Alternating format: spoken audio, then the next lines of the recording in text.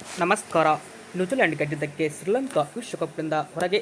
ಈ ಬಳಿಕ ಬಿಡುಗಡೆಯಾದ ಟಿ20 ವಿಶ್ವಕಪ್ನ ಹೊಸ ವೇಳಾಪಟ್ಟಿ ಯಾವ ಥರ ಇದೆ, ಇನ್ನು ಭಾರತಕ್ಕೆ ಹೊಡಿತು ಬಂಪರ್ ಲಾಟರಿ, ಇದೆಲ್ಲ ಅಪ್ಡೇಟನ್ನು ಈ ಒಂದು ವಿಡಿಯೋದಲ್ಲಿ ತಿಳಿಸಿಕೊಡ್ತಾ ಬರ್ತೀನಿ. ಆದ್ದರಿಂದ ದಯವಿಟ್ಟು ನೀವೇನಾದರೂ ಇನ್ನೂ ನಮ್ಮ ಒಂದು ಯೂಟ್ಯೂಬ್ ಚಾನಲ್ಗೆ ಸಬ್ಸ್ಕ್ರೈಬ್ ಆಗಿಲ್ಲ ಅಂದರೆ ಈ ಕೂಡಲೇ ಸಬ್ಸ್ಕ್ರೈಬ್ ಆಗಿ.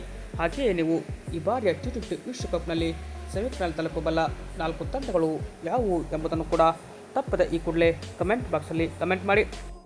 ಕೊಲಂಬೋದಲ್ಲಿ ನಡೆದ ನ್ಯೂಜಿಲೆಂಡ್ ಮತ್ತು ಶ್ರೀಲಂಕಾ ನಡುವಿನ ಪಂದ್ಯ ಮುಕ್ತಾಯಗೊಂಡಿದ್ದು, ಈ ಒಂದು ಪಂದ್ಯದಲ್ಲಿ ಮೊದಲು ಬ್ಯಾಟ್ ಮಾಡಿದ ನ್ಯೂಜಿಲೆಂಡ್ ತಂಡ ನಿಗದಿತ 20 ಓವರ್ಗೆ 7 ವಿಕೆಟ್ ಕಳೆದುಕೊಂಡು 168 ರನ್ಗಳನ್ನು ಪಡೆಯಿತು. ನ್ಯೂಜಿಲೆಂಡ್ ತಂಡದ ಪರವಾಗಿ ಪೆನ್ ಅಲೆನ್ 23 ರನ್ ಹೊಡೆದರೆ ಸಚಿನ್ ರವೀಂದ್ರ 32, ಗ್ಲೆನ್ ಫಿಲಿಪ್ಸ್ 18, ನಾಯಕ ಮಿಚೆಲ್ ಸ್ಯಾಂಟ್ನರ್ 47, ಮೆಕೆಂಜಿ 37 ರನ್ ಪಡೆದರು. ಶ್ರೀಲಂಕಾ ತಂಡದ ಪರವಾಗಿ ಮಹೇಶ್ ದೀಕ್ಷಿತ್ ಮತ್ತು ದುಷ್ಮಂತ್ ಚಮೀರಾ ತಲಾ 3 ವಿಕೆಟ್ ಪಡೆದು ಮಿಂಚಿದರೆ, ಇತ್ತ ದುನಿತ್ ವೆಲಲೆಗೆ ಕೂಡ 1 ವಿಕೆಟ್ ಪಡೆದು ಮಿಂಚಿದರು.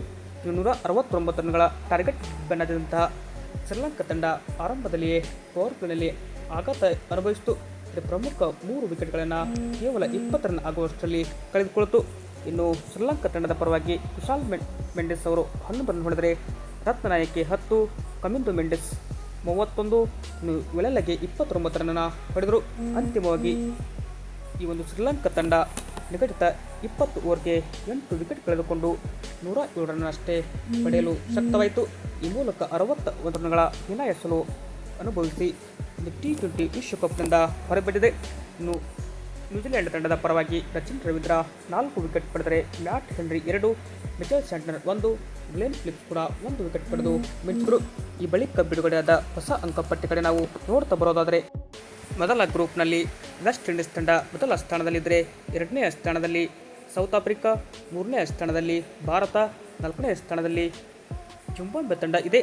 ಇನ್ನು ನಾಳೆ ನಡೆಯಲಿರುವ ಮೊದಲ ಪಂದ್ಯದಲ್ಲಿ ಸೌತ್ ಆಫ್ರಿಕಾ ಮತ್ತು ವೆಸ್ಟ್ ಇಂಡೀಸ್ ನಡುವೆ ಅಹಮದಾಬಾದ್ನ ಕ್ರೀಡಾಂಗಣದಲ್ಲಿ ಈ ಒಂದು ಪಂದ್ಯ ನಡೆಯುತ್ತಿದ್ದು, ಇಲ್ಲಿ ಏನಾದರೂ ಸೌತ್ ಆಫ್ರಿಕಾ ವೆಸ್ಟ್ ಇಂಡೀಸ್ ತಂಡವನ್ನು ಬಗ್ಗು ಬಡಿದ ಅದರಲ್ಲಿ ಎರಡನೇ ಟಿ20 ವಿಶ್ವಕಪ್ ಪಂದ್ಯದಲ್ಲಿ ಚೆನ್ನೈ ಅಂಗಳದಲ್ಲಿ ಭಾರತ ಮತ್ತು ಜಿಂಬಾಬ್ವೆ ನಡುವೆ ಈ ಒಂದು ಪಂದ್ಯ ನಡೀತಾ ಇದೆ.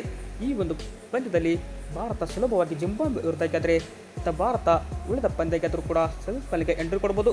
ಇನ್ನು ಗ್ರೂಪ್ 2ರಲ್ಲಿ ನೋಡ್ತಾ ಬರೋದಾದರೆ, ಇಂಗ್ಲೆಂಡ್ ತಂಡ ಆಡಿರುವ 2 ಪಂದ್ಯಗಳಲ್ಲಿ 2 ಗೆದ್ದು 4 ಅಂಕ ಸಂಪಾದಿಸಿದೆ. ಈಗಾಗಲೇ ಸೆಮಿಫೈನಲ್ ಹಂತಕ್ಕೆ ಕ್ವಾಲಿಫೈ ಆಗಿದೆ. ಇನ್ನು ಎರಡನೇ ಸ್ಥಾನದಲ್ಲಿ ಈ ಒಂದು ನ್ಯೂಜಿಲೆಂಡ್ ತಂಡವಿದ್ದು 2 ಪಂದ್ಯ ಆಡಿ 1 ಪಂದ್ಯ ಮಳೆಯಿಂದರದಾದರೆ, ಇನ್ನೊಂದು ಪಂದ್ಯ ಇಂದು ಶ್ರೀಲಂಕಾ ವಿರುದ್ಧ ಗೆದ್ದು 3 ಅಂಕ ಸಂಪಾದಿಸಿರುವ ನ್ಯೂಜಿಲೆಂಡ್ 2ನೇ ಸ್ಥಾನದಲ್ಲಿದ್ದರೆ, ಇತ್ತ 3ನೇ ಸ್ಥಾನದಲ್ಲಿ ಪಾಕಿಸ್ತಾನ ಇದೆ. ಪಾಕಿಸ್ತಾನ ಆಡಿರುವ 1 ಪಂದ್ಯ ಅದು ಮಳೆಯಿಂದ ರದ್ದಾದರೆ, ಶ್ರೀಲಂಕಾ ತಂಡ ಆಡಿರುವ 2 ಪಂದ್ಯಗಳಲ್ಲಿ 2 ಸೋತು -2.800 ರನ್ ರೇಟ್ ಆಗಿದೆ. ಈ ಮೂಲಕ ಶ್ರೀಲಂಕಾದ ಸೆಮಿಫೈನಲ್ ಹಾದಿ ಇಲ್ಲಿ ಮುಕ್ತಾಯವಾಗಿದೆ ಅಂತಲೇ ಹೇಳ್ಬೋದು. ಇದು ಏನಪ್ಪ ಅಂದರೆ ಗ್ರೂಪ್ 1 ಮತ್ತು ಗ್ರೂಪ್ 2ನ ಸಂಪೂರ್ಣ ವೇಳಾಪಟ್ಟಿಯಾಗಿದೆ.